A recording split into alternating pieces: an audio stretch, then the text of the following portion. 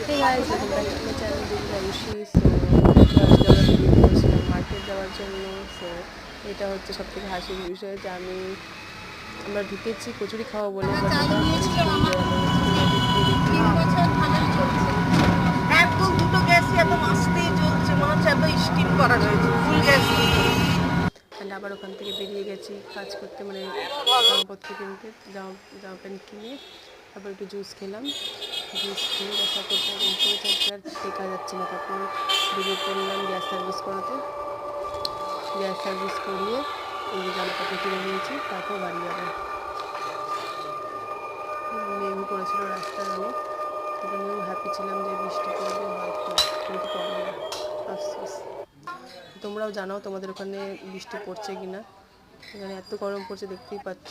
দেখি এখনও gas service হয়নি। তারপর কসমেটিক দোকানে চলে এলাম, কিছু জিনিস কেনার ছিল কিনে।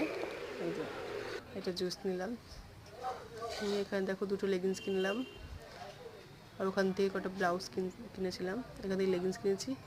ব্যাস, দেখো এখানে এত সুন্দর সুন্দর জায়গা আছে। তারপর এখানে জামা কাপড়ই করলাম। সো গাইস, তোমরা ভিডিও দেখছো বাট লাইক করছো না কেন? Bye bye.